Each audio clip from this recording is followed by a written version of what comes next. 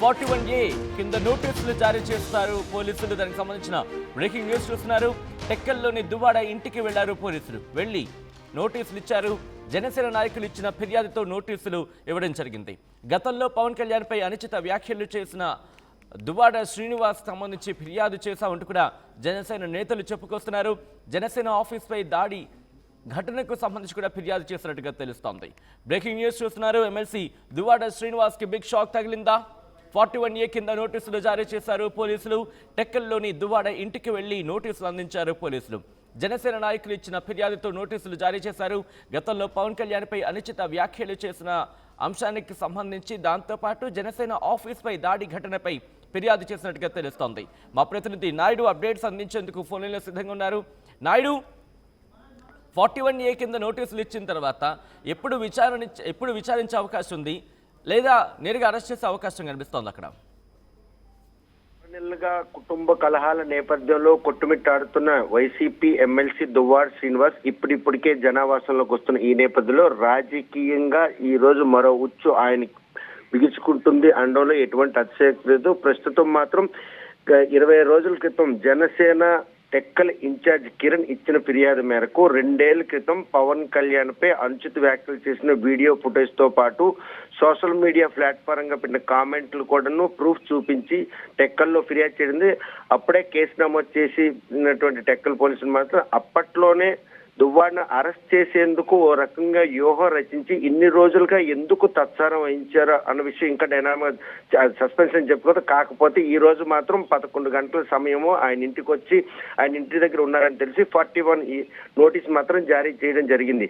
ఈ నోటీస్ జారీ చేయకుండానే సుమోటోగా అరెస్ట్ చేసేందుకు రంగం సిద్ధం చేసిన పోలీసులు ఒక చట్టపరమైన చర్యలు తీసుకోవాలి, చట్ట పరిధిలో ఉన్నటువంటి నిబంధనల ప్రకారం ముందుకెళ్లాలన్న ఉద్దేశంతోనే ఈ అరెస్ట్ ప్రక్రియ ఆలస్యమైందని చెప్పుకోవచ్చు. లేకపోతే 20 రోజుల క్రితమే ఆయన DDRC మీటింగ్ జిల్లా పరిషత్కి వస్తారని శ్రీకాకుళం వచ్చారని తెలిసిన వెంటనే పోలీసులు మాత్రం అప్రమత్తయ్యారు. ఆయనను అరెస్ట్ చేస్తారని ఆ రోజు ఒక అలజడి నెలకొన్నా కూడాను అప్పటి నుండి ఇప్పటి వరకు అంటే పోలీసు చర్యలు అంటే ఒక పొలిటీషియన్ అరెస్ట్ చేయాలనుకుంటే 41 నోటీసు ముందస్తుగా జారీ చేయాలి. చేసిన తర్వాత అరెస్ట్ ప్రక్రియ విషయంలో ఏ క్షణమైనా అరెస్ట్ చేస్తారా, లేకపోతే విచారణ నిమిత్తం టెక్కల్ పోలీస్ స్టేషన్ పిలిస్తే అసలు శ్రీనివాస్ వెళ్తాడా లేదా? ఎందుకంటే ఈ విషయంపై గతంలో కూడా శ్రీనివాస్ ఆర్టీఓ ప్రెసిడెంట్ గా 2 ఏళ్ల క్రితం తమ మాజీ ముఖ్యమంత్రి తమ అభిమాన నేత అయినటువంటి జగన్మోహన్ రెడ్డిపై అనుచిత వ్యాఖ్యలు చేసినటువంటి పవన్ కళ్యాణ్ పై ముందు కేసు కట్టి తర్వాత నేను చేసినట్టు వ్యాఖ్యలపై నాపై కేసు కట్టాలి. కానీ ఆయన అనుచిత వ్యాఖ్యలను ఖండించే విధంగా తాను అనుచిత వ్యాఖ్యలు చేసిన నాపై కేసు కడుతున్నటువంటి పోలీసులు ఎందుకు ఆ విషయంలో పవన్ కళ్యాణ్ పై కేసు నమోదు చేయట్లేదని కూడా ప్రశ్నించడం జరిగింది. ఈ విషయంలో కనుక పోలీసులు దుందుడుగ్గా వ్యవహరించి 41 నోటీసు జారీ చేసిన తర్వాత ఆయన కనుక అరెస్ట్ చేసినట్టయితే మాత్రం తప్పనిసరిగా ఆయన అప్స్కాండ్ అయ్యే పరిస్థితి ఉంటుంది. ఎందుకంటే ఆయన దగ్గర కూడా సాక్ష్యాధారాలనే తమ అధినేతను అనుచితంగా పవన్ కళ్యాణ్ వ్యాఖ్యలు చేసిన తర్వాతే తాను కూడా ఆ రోజు ఆ వ్యాఖ్యలు చేశాను. ఇది జరిగి 2 ఏళ్లు కావస్తోంది. 2 ఏళ్లు కావస్తోన్న ఇప్పటి వరకు తనకి 41 నోటీస్ జారీ చేయకుండా, తను అరెస్ట్ చేయకుండా తనపై కేసు నమోదు. ఇటీవల ఇచ్చిన ఫిర్యాదు మేరకు ఎలా పోలీసులు కేసు నమోదు చేస్తారు, తను అరెస్ట్ చేసేందుకు ఎందుకు రంగం సిద్ధం చేస్తారో ప్రశ్న తలెత్తడంతోనే పోలీసులు మాత్రం 20 రోజులు తత్సారం చేశారు. ఎట్టకేలకు 41 నోటీస్ అయితే తీసుకున్నట్టు దువ్వాడ శ్రీను టెక్కల్ పోలీసులు విచారణ నిమిత్తం వెళ్తారా, లేకపోతే వారు 41 నోటీస్ ఇష్యూ చేసిన తర్వాత శ్రీనివాస్ కనుక రాకపోతే ఆయన ఇంటికి వెళ్ళి ఆయన అరెస్ట్ చేసేందుకు పోలీసులు ఎప్పటిలోగా అరెస్ట్ చేయొచ్చు, లేకపోతే ఎప్పటిలోగా విచారణకు పిలిచే అవకాశం పోలీసు వర్గంలో ఎటువంటి చర్చ జరుగుతోంది? సచిన్ 41 నోటీస్ ఇచ్చిన తక్షణమే అది ఒక రకంగా చెప్పాలంటే వచ్చి పోలీసులకి ఎక్స్ప్లెనేషన్ ఇవ్వాలి, మీపై వచ్చినటువంటి ఫిర్యాదు మేరకు దానికి సమాధానం చెప్పాలి అన్నదే 41 నోటీస్ ఇష్యూ జారీలో సారాంశం.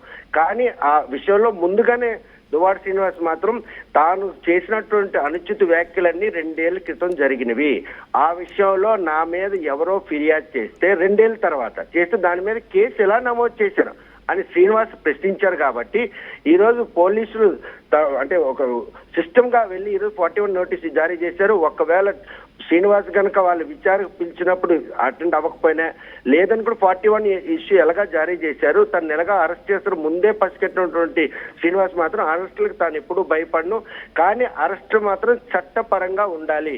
ఎందుకంటే నేను పవన్ కళ్యాణ్ పై చేసినటువంటి అనుచిత వ్యాఖ్యలు ఏవైతే ఉన్నాయో దాన్ని నేను ఏకీపిస్తాను. అది వ్యాఖ్యలు చేయడానికి గల ప్రధాన కారణం మాజీ ముఖ్యమంత్రి వైఎస్ఆర్ కాంగ్రెస్ పార్టీ అధినేత అయినటువంటి జగన్మోహన్ రెడ్డిపై పవన్ కళ్యాణ్ ప్రత్యక్షంగా తీసినటువంటి అప్పట్లో వీడియోలు కావచ్చు, సోషల్ మీడియా ప్లాట్ఫామ్ జరిగినటువంటి అనుచిత వ్యాఖ్యలు కావచ్చు, ఇవన్నీ పరిణామాలు తీసుకొని ముందుగా పవన్ కళ్యాణ్ మీద ముందు పోలీసులు కేసు నమోదు చేయాలి. ఆ విషయంలో కూడా తను స్టికన్ అయి ఉన్నాను. కాకపోతే ఆయన అనుచిత వ్యాఖ్యలు చేసిన తర్వాత తాను అనుచిత వ్యాఖ్యలు చేసిన దాన్ని ఎవరో ఇచ్చిన ఫిర్యాదు మీద ఇలాగ ఈ రోజు తనపై కేసు నమోదు చేయడం, 41 నోటీస్ ఇష్యూ జారీ చేయడం, నేను ఎందుకు దానికి బాధితుని అవుతాను? ఆ బాధితులు కావడానికి గల కారణం ఎవరు? పవన్ కళ్యాణ్ జగన్మోహన్ రెడ్డి చేసిన వ్యాఖ్యలకి దీనిగా అంటే ప్రతిఘటనగా నేను కూడా వ్యాఖ్యలు చేశాను కాబట్టి నా మీద 2 ఏళ్ల తర్వాత ఇచ్చినటువంటి ఫిర్యాదుని ఏ విధంగా పరిగణలో తీసుకుంటారు? ఆ పరిగణలో తీసుకున్నట్టయితే నా అంటే ఇప్పుడు 141 నోటీస్ అయితే తీసుకున్నారు శ్రీనివాస్ గారు. పోలీసులు స్టేషన్ కి విచారణ నిమిత్తం హాజరవుతారా, లేకపోతే ఆయన అంటే చట్టపరంగా ఏదైనా ఎన్బిడబ్ల్యూ దీనికి అంటే అబ్స్కాండ్ కి వెళ్ళిపోయి అబ్స్కాండ్ నుంచి యాన్సిపల్ బెయిల్ తీసుకొని కనుక అంటే ఆ సమస్య నుండి బయటకు వస్తారన్నటువంటి ఒక అనుమానాలు కూడా తలెత్తున్నాయి. ఎందుకంటే ఈ విషయంలో కనుక అరెస్ట్ చేసేందుకు పోలీసులు అయితే ఆల్రెడీ రంగం సిద్ధం చేశారు. ఈ సిద్ధం చేసిన క్రమంలో తన్ను అరెస్ట్ చేసే ముందు పవన్ కళ్యాణ్ అరెస్ట్ చేస్తేనే నా అరెస్ట్ నేను స్వీకరిస్తాను కాబట్టి పోలీసులకి అయితే ఆయన విచారణకు హాజరయ్యే పరిణామాలు ఏమీ కనిపించట్లేదు. తను కూడా అబ్స్కాండ్ అవ్వకుండా ఉండేందుకు పోలీసులు మాత్రం ఎక్కడికక్కడ ఆయన తాలూకు ప్రతి కదలికను కూడా గమనిస్తున్నారు. ఏ క్షణానైనా దువ్వాడ శ్రీనివాస్ అరెస్ట్ చేసేందుకు పోలీసులు మాత్రం రంగం సిద్ధం చేశారనడానికి ఈ 41 నోటీస్ ఇష్యూ జారీ మాత్రం ఒక సంకేతంగా చెప్పుకోవచ్చు సత్యం. రైట్ సత్యం. మొత్తంగా అయితే మాత్రం ఎమ్మెల్సీ దువ్వాడ శ్రీనివాస్ కు బిగ్ షాక్ తగిలిందా? 41A నోటీసులు జారీ చేశారు పోలీసులు. టెక్కల్లోని దువ్వాడ ఇంటికి వెళ్లి నోటీసులు ఇచ్చారు. ఇదే అంశానికి సంబంధించి జనసేన నాయకులు ఇచ్చిన ఫిర్యాదుతో నోటీసులు ఇచ్చినట్టుగా తెలుస్తోంది. గతంలో పవన్ కళ్యాణ్ పై అనుచిత వ్యాఖ్యలు చేశారు. ఈ నేపథ్యంలో జనసేన ఆఫీస్పై కూడా దాడి జరిపిన అంశానికి సంబంధించి ఫిర్యాదు చేసినట్టుగా తెలుస్తోంది. రియాక్షన్స్ వస్తున్నాయి, రియాక్షన్స్ చూద్దాం. నా పైన ఈ నెల 18, 11, 24 సంవత్సరంలో నా మీద ఒక ఎఫ్ఐఆర్ ఫైల్ చేశారు టెక్కల్ పోలీస్ స్టేషన్లో. ఈ ఎఫ్ఐఆర్ తాలూకా వివరాలు ఏంటంటే పవన్ కళ్యాణ్ని నేను విమర్శించానంట, ఆయన పైన చెప్పు చూపించానంట. మరి పవన్ కళ్యాణ్ని విమర్శనాత్మకంగా మాట్లాడినందుకు పెట్టినటువంటి కేసు ఇది. దీనికి పెట్టినటువంటి సెక్షన్స్ ఏంటంటే 153 clause A, 504, 505 class 2 and 509 IPC, section 67 of IT act. ఈ సెక్షన్స్ మీద నా మీద కేసు నమోదు. నేను ఇప్పుడు కూటమి ప్రభుత్వానికి ఒకటే అడుగుతున్నాను, ఈ ఇన్సిడెంట్ ఎప్పుడు జరిగింది? 22వ సంవత్సరంలో జరిగింది. 22వ సంవత్సరంలో నేను పవన్ కళ్యాణ్కి చెప్పు చూపించడం నిజమే. ఎందుకు చూపించానంటే అదే 22వ సంవత్సరంలో ఇదే నెల, ఇదే 11వ నెలలో నాకు గుర్తున్నంత మేరకు ఆ టైంలో మరి పవన్ కళ్యాణ్ మంత్రుల పైన చెప్పు చూపించి చెప్పిచ్చి కొడతాను వైసీపీ నా కొడకల్లారా, వైసీపీ నా కొడకల్లారా, నాకు చెయ్యందినంత దూరానికి వస్తే కొట్టి పడేస్తాను, తొక్కి పడేస్తాను, దిక్కుమాలిన మాటలు. అలాగే నువ్వెంత, నీ బ్రతికెంత అని సాక్షాత్తు ముఖ్యమంత్రి గారు వైఎస్ జగన్మోహన్ రెడ్డి గారిని ఉద్దేశించి మాట్లాడినటువంటి మాటలు. ఆయన మాట్లాడిన తరువాతే నేను రెస్పాండ్ అయ్యాను. పవన్ కళ్యాణ్ మాట్లాడిన తర్వాతే నేను రెస్పాండ్ అయ్యాను. సాక్షాత్తు ముఖ్యమంత్రిని, సాక్షాత్తు మంత్రుల్ని ఆ రోజు మీరు ఇష్టానుసారంగా చెప్పు చూపించి మాట్లాడారా? మరి దాని మీద కేసు కట్టారా? మరి అది నేరం కాదా? మరి నాపై ఎందుకు కేసు కట్టారు? మిమ్మల్ని చెప్పు చూపించాను అనే అక్కస్తో నా మీద కేసు కట్టారు. అధికారంలోకి వచ్చారని అధికార దుర్వినియోగం పరుస్తూ మరొక ప్రజాప్రతినిధిగా, ఒక ఎమ్మెల్సీగా ఉన్న నా పైన కూడా మీరు కేసు కట్టారు. ఓకే, ఈ కేసు కట్టే దానిలో 18, 11, 24 అంటే ఇంచుమించు నెల రోజులు కావస్తుంది. ఇప్పుడు నాకు తెచ్చి ఈ 41 నోటీస్ ఇచ్చారు. ఇది న్యాయమా? మరి నేను పవన్ కళ్యాణ్కి చెప్పించి కొడతాను అని నేను అన్నానని 2 ఏళ్ల క్రితం నేను అన్న మాటలు అధికారంలోకి వచ్చిన తర్వాత ఇప్పుడు వీళ్ళు ఎఫ్ఐఆర్ నమోదు చేసి నాకు కేసులు కట్టి అరెస్ట్ చేయాలనుకునేటప్పుడు నా మీద కంప్లైంట్ ఎవరు ఇవ్వాలి? పవన్ కళ్యాణ్ ఇచ్చి ఉండాలి. మరి కంప్లైంట్ ఇచ్చింది ఎవరు? కణితి కిరణ్ కుమార్ అంట, సన్ ఆఫ్ ఆనందరావు. ఈయన ఎవరు అసలు? ఈయనకి నాకు సంబంధం ఏంటి? ఈయన నా పైన కేసు ఇవ్వడానికి నేను కణితి కిరణ్ కుమార్కి నేను తిట్టలేదే, విమర్శించలేదే, నేనేం దుర్భాషలు ఆడలేదే. ఆ వ్యక్తి నా పైన ఎలా కంప్లైంట్ ఇస్తాడు? నా పైన పోలీసులు ఎలా ఎఫ్ఐఆర్ వేస్తారు? ఎఫ్ఐఆర్ వేసి 18/11/24 వేసిన ఎఫ్ఐఆర్కి ఈ రోజు తెచ్చి 41 నోటీస్ ఇచ్చారు. ఏంటిది? చట్టాన్ని మీ చేతుల్లోకి తీసుకుంటారా? న్యాయం లేదా? చట్టాలు ఏం చేస్తున్నాయి? ఇష్టానుసారంగా ఇలా కేసులు కట్టి మమ్మల్ని జైల్లో పెడితే, మమ్మల్ని ఇబ్బందుల పాలు చేస్తే మేము భయపడిపోతాం అన్న ఉద్దేశంతో, నోరెత్తం అన్నటువంటి ఉద్దేశంతో కూటమి ప్రభుత్వం చేస్తున్నటువంటి దుర్మార్గమైనటువంటి చర్యలు. దీన్ని నేను తీవ్రంగా ఖండిస్తున్నాను.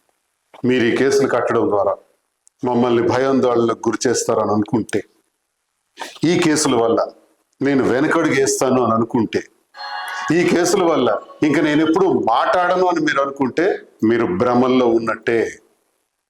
ఇంతకు రెట్టింపు ఉత్సాహంతో మాట్లాడతాను. వాయిస్ ఇంకా గట్టిగా పెంచుతాను. డబుల్ ది వాయిస్ గట్టిగా మాట్లాడతాను. ప్రజా పక్షాన మాట్లాడతాను. ప్రజా గొంతై మాట్లాడతాను. జగనన్న ఆశయాల్ని నేను మరింత విశ్లేషణగా ప్రజల ముందు పనిచేస్తూ గట్టిగా మాట్లాడతానని మీకు నేను తెలియజేస్తున్నాను. ఇలాంటి కేసుల వల్ల అదిరేది లేదు, బెదిరేది లేదని కూటమి ప్రభుత్వానికి హెచ్చరిస్తూ కూడా తెలియజేస్తున్నాను. సరే, నా పైన కేసు కట్టారు, బాగుంది. ప్రభుత్వం అధికారంలోకి వచ్చిన వెంటనే మరి జనసేన పార్టీకి చెందిన కార్యకర్తలు నన్ను ఇష్టానుసారం తిట్టారు, విమర్శించారు, బూతులు కూడా మాట్లాడారు.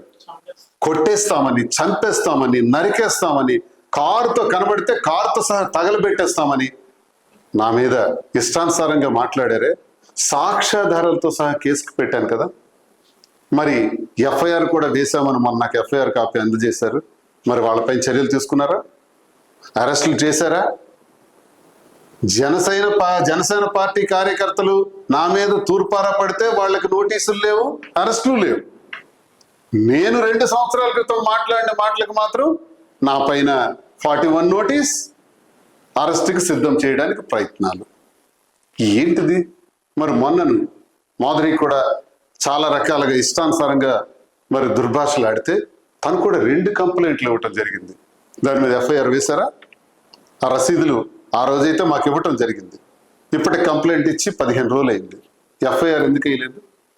అంటే కూటమి ప్రభుత్వానికి చెందిన వాళ్ళు, జనసేన పార్టీకి చెందిన వాళ్ళు మమ్మల్ని ఇష్టానుసారం తిడితే పర్వాలేదు, మేము కంప్లైంట్ ఇచ్చిన కేసు వేయరు. కానీ 2 ఏళ్ల క్రితం ఎప్పుడో మాత్రం మేము విమర్శిస్తే దానిపైన కేసు వేస్తారు. ఇది చట్టం, ఇది పరిస్థితులు, ఈ రాష్ట్రంలో నడుస్తున్నటువంటి పరిస్థితులు. Torture, harassment. ఈ హెరాస్మెంట్ల ద్వారా మా లాంటి వాళ్ళు తగ్గిపోతే తొక్కి పడేసి చూస్తున్నారేమో. తొక్కి పడేద్దాం అనుకుంటే న్యూటన్స్ లా అప్లై అవుతుంది.